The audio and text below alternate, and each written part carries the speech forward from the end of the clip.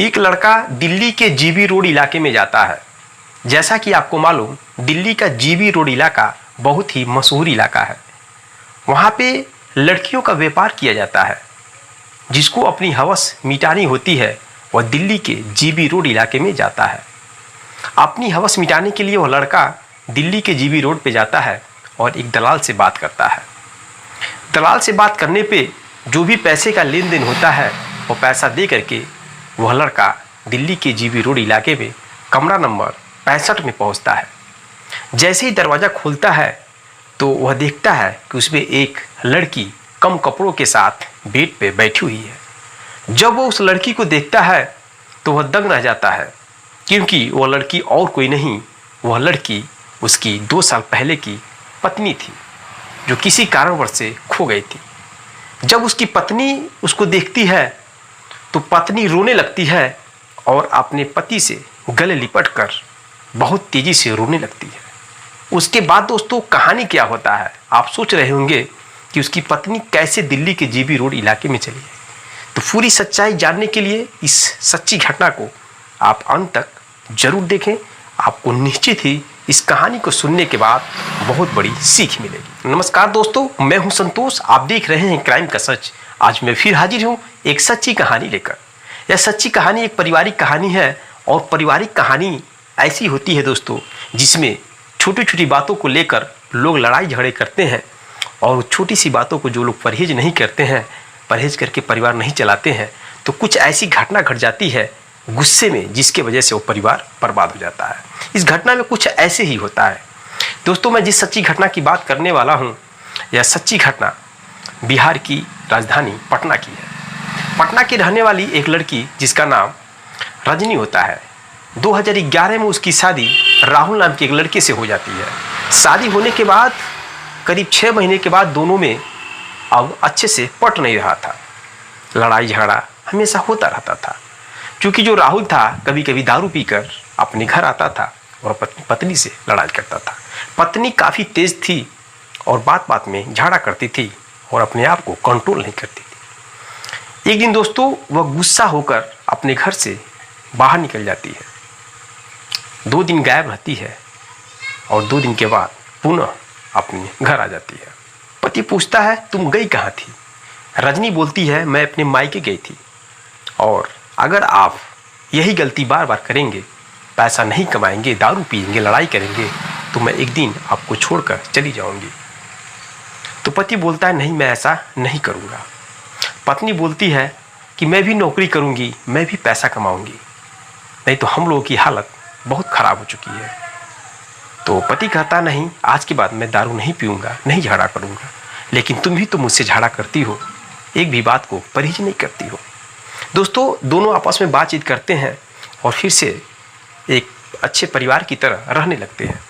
लेकिन फिर से वही कहानी होती है, उसकी पत्नी बात बात में अपने पति से झगड़ा कर लेती है। पति मार देता है और पत्नी गुस्सा में आकर अपने घर से बाहर निकल जाती है। बाहर जाने के बाद दोस्तों वह एक अनजान व्यक्ति से मिलती है। तो वह व्यक्ति कहता है कि आप इतनी अच्छी हैं, आपको मैं जॉब दिला दूंगा। जॉब के नाम पे दोस्तों वह व्यक्ति उसको अपनी जाल में फंसाता है, नंबर देता है और नंबर लेने के बाद फिर से पत्नी अपने घर एक ही दिन में वापस आ जाती है। पति सोचता है कि पत्नी एक बार नाराज़ होकर गई थी तो 2 दिन के बाद घर आ गई थी, फिर जाएगी अपने मायके, फिर चली जाएगी। तो दोस्तों पत्नी एक ही दिन में वापस आ जाती है, लेकिन वह पत्नी अपने पति से कुछ भी बताती नहीं है। दोस्तों करीब 5 दिन के बाद उस व्यक्ति का फ़ोन आता है कि मैं दिल्ली जा रहा हूँ और चलो मैं दिल्ली तुमको कम से कम 25-30 हज़ार का जॉब दिला दूँगा। दोस्तों यह बातें सुन करके उसकी पत्नी रजनी तैयार हो जाती है और अपने पति से बगैर बताए ही वह रात को निकल जाती है और वह व्यक्ति उसको लेकर दिल्ली आ जाता है। दिल्ली आने के बाद एक बहुत बड़े हाई फाई होटल में उसको रखता है, खाना खिलाता है। पत्नी देखती है कि इतना हाई फाई मकान है और इतना अच्छा भोजन है तो वह खुश हो जाती है और सोचती है कि मेरी अब तो जॉब लगने वाली है। और सोचती है कि मेरी जॉब लग जाएगा तो मैं अपने पति को फ़ोन करके अपने पास बुला लूँगी। दोस्तों लेकिन कहानी कुछ और था। उसके साथ क्या होने वाला है उसको कभी इस बात का अंदाज़ा ही नहीं हुआ। वह व्यक्ति एक दलाल था जो गांव में जाकर जिस भी स्त्री को, जिस भी लड़की को देखता था, उस लड़की से बात करके जॉब के नाम पर उसे दिल्ली लाता था और दिल्ली के जेबी रोड इलाके में लाकर उसे बेच देता था। वही कहानी इसके भी साथ हुआ। वह व्यक्ति उस औरत को लेकर जाता है और एक दलाल महिला से, जो जेबी रोड की इलाके में धंधा करवाती थी लड़कियों के साथ, उसके द्वारा पैसे से बेच देता है और वहाँ से फरार हो जाता है। जब वह औरत उस महिला के पास जाती है तो पहले तो 2 दिन उसे एक अच्छे रूम में रखा जाता है और सारे सुख सुविधा होते हैं, वीआईपी खाना, भोजन, हर कुछ रहता है। तो उसे महसूस नहीं होता है कि मुझे करना क्या है। 2 दिन के बाद वह औरत बोलती है कि तुम्हें छोटे छोटे कपड़ों में रहना है और अपने ग्राहकों को खुश करना है। दोस्तों, जब वह देखती है कि बहुत सारी लड़कियां हैं कि छोटे छोटे कपड़े पहनी हुई हैं, वह समझ जाती है दाल में कुछ ना कुछ काला है। स्टार्टिंग में दोस्तों भागने की कोशिश करती है, चीखती चिल्लाती है, लेकिन वह ऐसे दलदल में फंस जाती है कि उस दलदल से निकलना बहुत मुश्किल होता है।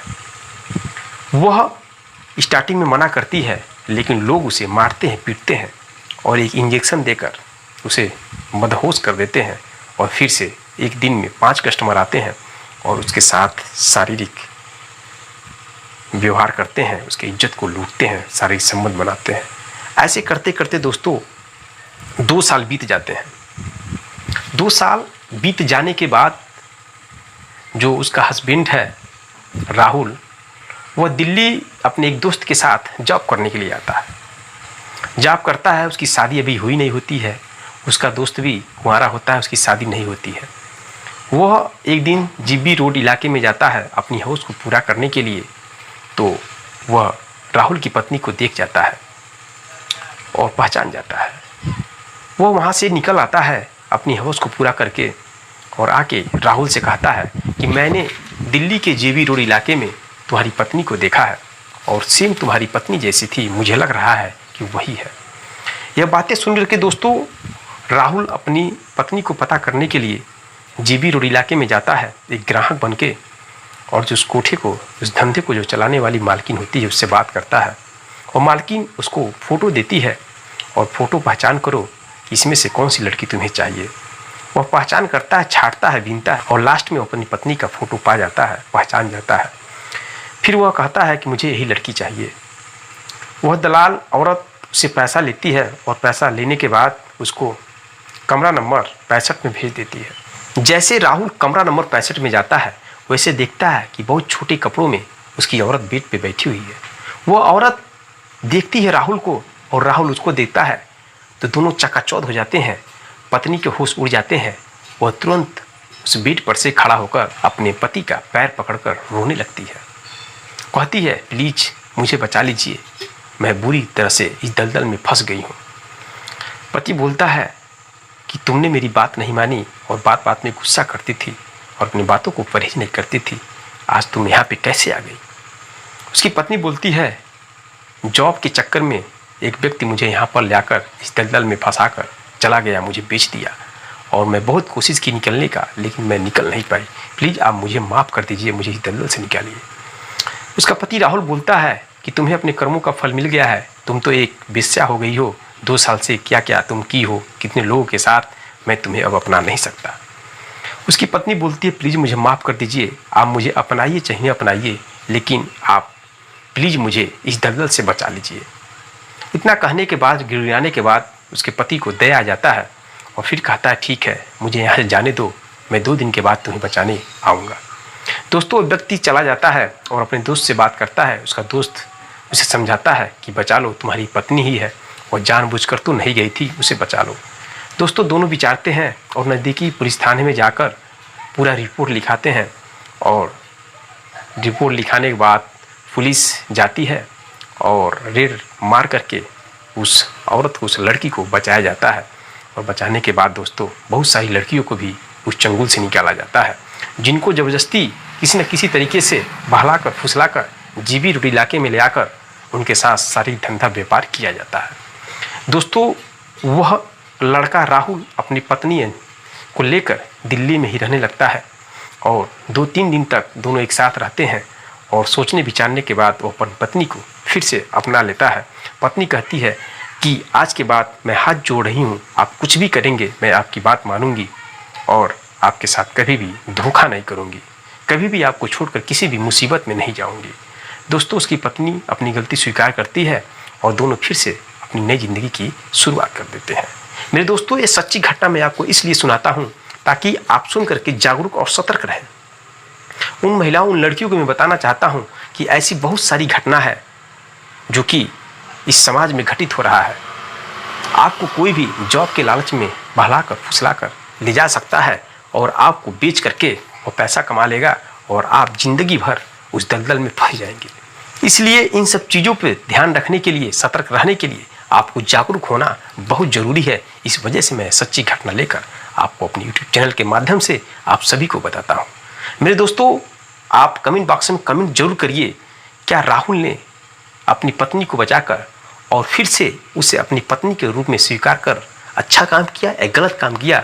कमेंट बॉक्स में कमेंट राय अपना जरूर दीजिएगा। मिलते हैं नेक्स्ट वीडियो में नेक्स्ट कहानी के साथ। तब तक के लिए जय हिंद, जय भारत।